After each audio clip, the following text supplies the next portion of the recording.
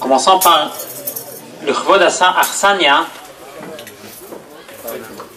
Ça nous rappelle ce qu'on a fait dans Rit, Mincha, Shacharit, ce qu'on fait dans l'Amida.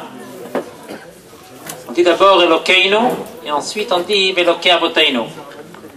On parle d'abord Elokeinu, ce qui est proche à nous, et ensuite on parle Velokei Avoteinu, d'où on vient. Grâce à nos parents, on est là. Donc pour donner le kavod de l'Arsania, c'est intéressant de voir la mobilisation des enfants. Ceux qui étaient garants depuis Matan Torah, Baneinu Arivim Badeinu, qui ont préparé ce beau Fabringen, ce Silche Fabringen. Et on peut vraiment se souhaiter ce qu'on a fait dans l'Amida, Barcheinu Avinu Kolano Kiechad, le fait d'être unis, d'être réunis, c'est ça la clé de la bracha.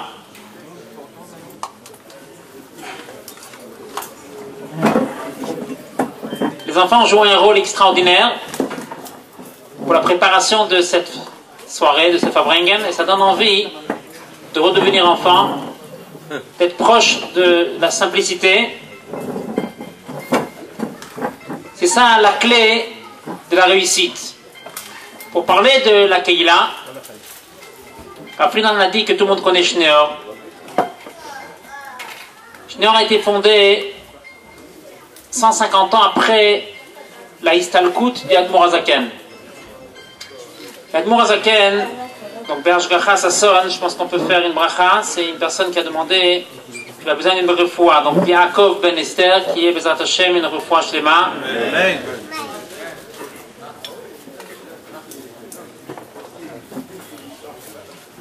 Aujourd'hui, nous profitons de l'investissement de tous ceux qui ont investi. Donc pour nous, c'est une suite logique. On est ce qu'on est parce qu'il y a un investissement. Rav Kalmenson disait toujours, Rav Kalmenson dit toujours, même si aujourd'hui on ne peut pas l'entendre, le Rabbi dit pour les manques de pouvoir écouter, c'est des fois chez nous le manque.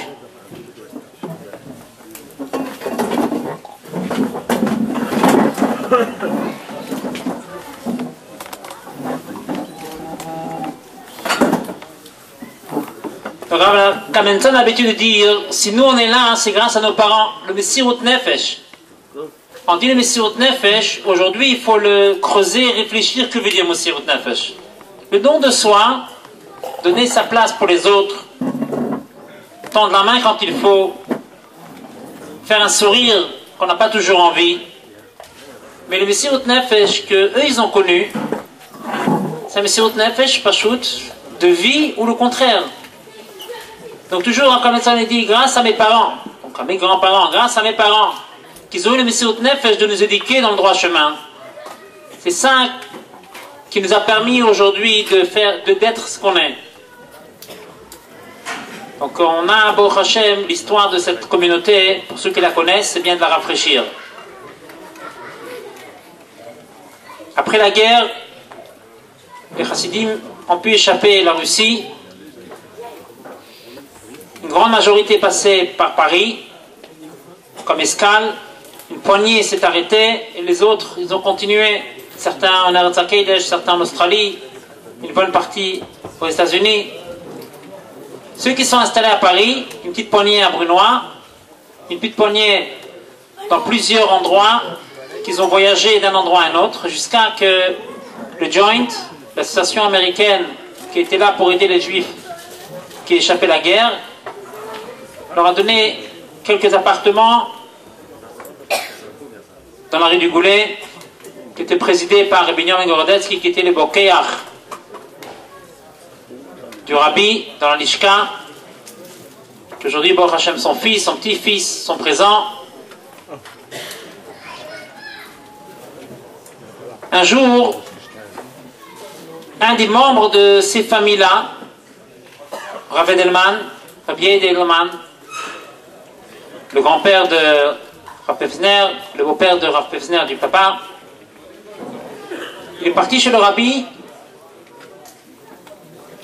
En Yechidout, le rabbi lui demande qu'est-ce que vous faites avec les juifs des alentours. Comme un chassid, il répond on est une dizaine de familles ou une douzaine de familles. On a la choule au 4e, on a le mikvé au sous-sol. Et tout le monde vient à la choule, on a des shiurim. Le rabbi a répondu il y a des centaines de familles à Aubervilliers. Quand il est revenu avec cette information, donc là a commencé la graine de cette communauté. Ils sont partis chercher les juifs des alentours avec un médecin qui s'appelait Dr Willer, sûrement là-bas Shalom. Ils ont cherché, trouvé les patients. Et ça, c'était le démarrage de cette communauté. À savoir que dans ce côté-là, il n'y a pratiquement pas d'une structure communautaire. C'était en 62. Et c'était la vague d'Algérie qui était venue, qu'eux-mêmes n'étaient pas structurés comme une communauté. Et après ces mots du rabbi, que les shlochim du rabbi les ont cherchés là où ils étaient, en l'espace de quelques semaines, le minyan s'est fondé. Alors, le médecin raconte qu'à Parchat Trouma, c'était le démarrage. Et à Purim, déjà, tous les escaliers étaient pleins de personnes. Et Baruch Hashem, ça a donné les fruits. Les fruits, c'est nous qui les récoltons. Aujourd'hui, quand on est présent, on dit Baruch Hashem, c'est normal. C'est un endroit de Torah, une école, une choule. Grâce à Dieu, ça fleurit. Mais l'entretien, des fois, il n'est pas plus facile que le démarrage. Et l'entretien, ça veut dire c'est un quotidien. D'être présent au moment qu'il faut. Quand on annonce une horaire d'une fila, c'est forcément après le mikvé, après Chassidut, que le houdou peut démarrer. Quand on parle d'un shiur, il y a forcément la préparation. Ensuite, il y a la révision. Au moment qu'on a eu le mérite de rentrer dans ces locaux, on s'est dit si c'est pour élargir et agrandir, ça veut dire que l'endroit doit être vraiment inspiré des moments d'étude et des moments que ça soit en permanence. C'est le souhait de chacun. Puisque le Rambam est fini avec Malach Haaretz et Hashem. Donc la connaissance d'Akadosh Baruch Hu qui règne dans le monde entier, ça c'est le souhait d'Akadosh Baruch Hu depuis la création du monde.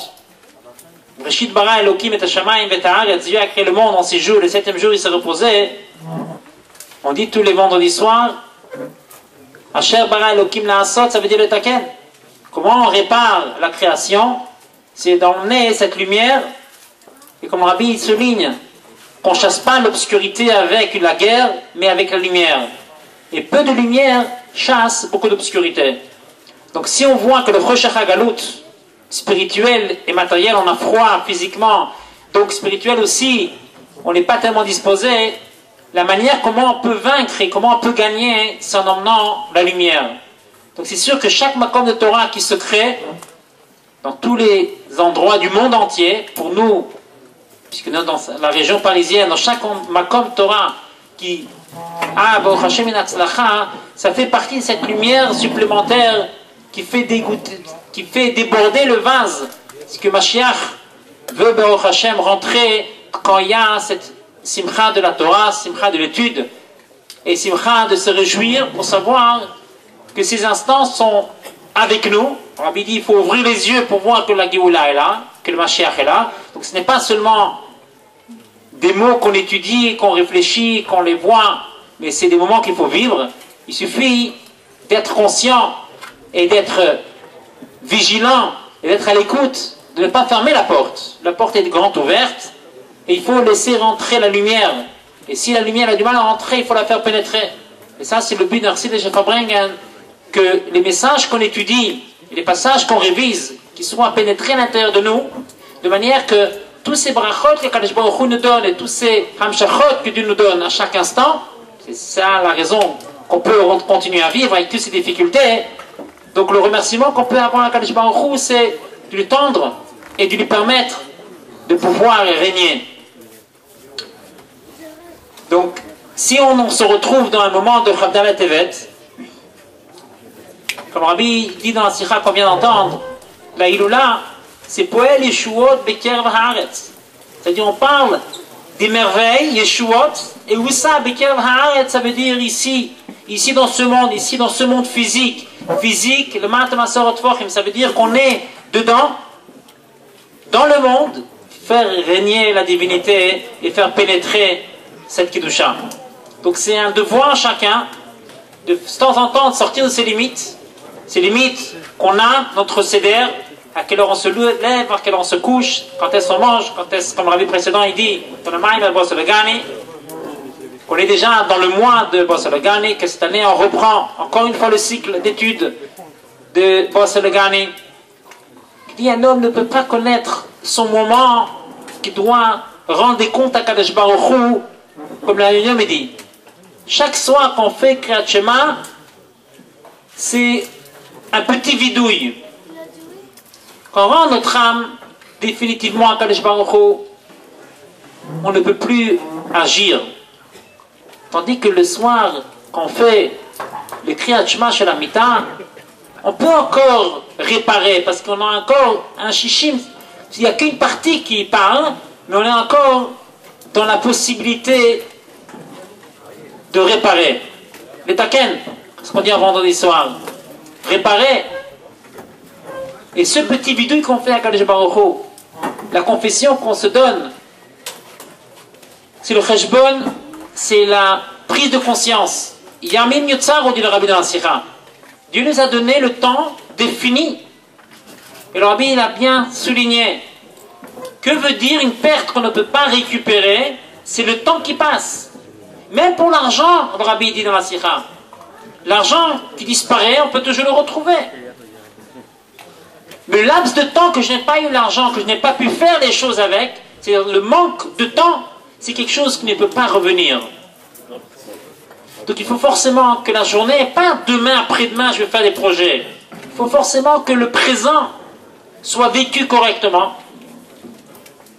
Et puisque Bershgacha, Chavdelet Tevet tombe dans la même semaine que Chav Tevet, pas tous les années, c'est dans la même semaine, bien que c'est toujours proche, puisque du Chav à Chavdelet c'est toujours proche. Mais si Bershgacha, ça tombe dans la même semaine, le Rabbi montre comment il y a un point commun entre le Rambam et Chavdelet Tevet.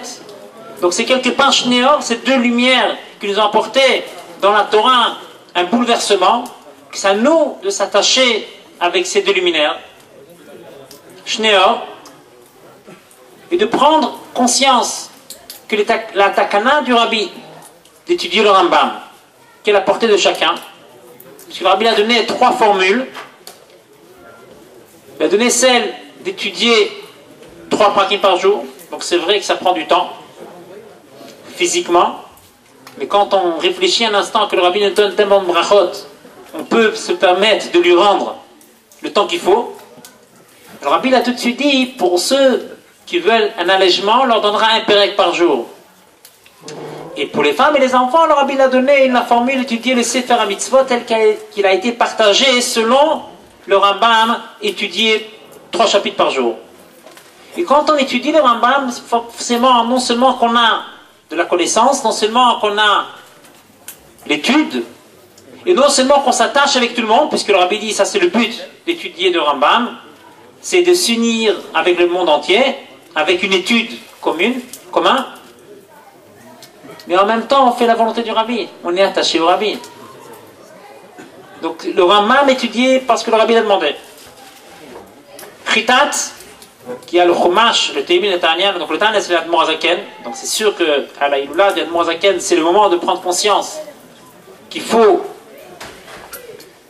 s'attacher avec le Chitat, et Baruch Hashem, si on le fait déjà, donc ça ne veut pas dire qu'on peut ne plus avancer, mais il faut penser à élargir autour de nous, que encore des personnes étudient le Chitat, donc le Tanya, le Chumash Rashi tous les jours, et le Tehillim, et comme le Rabbi Rayat, il a demandé que le Tehillim se fasse après la Tefila, et s'il y a un minyan, qu'on le fasse avec Kaddish, et le Rabbi Rayat, il dit bien, ce n'est pas seulement une demande qui va concerner la grande famille Chabad, Anash, mais ça va demander un effort de chacun. Le Rabbi dit bien, c'est une takana qui était déjà mise en place.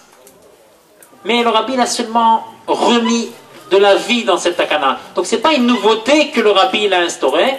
Le rabbi n'a que rafraîchi l'ancienne takana qui a été déjà mise en place. Donc ce sont des moyens comment pouvoir bénéficier de la clé de la bracha. Nous sommes tous en train de courir. Je n'ai pas le temps parce que je dois.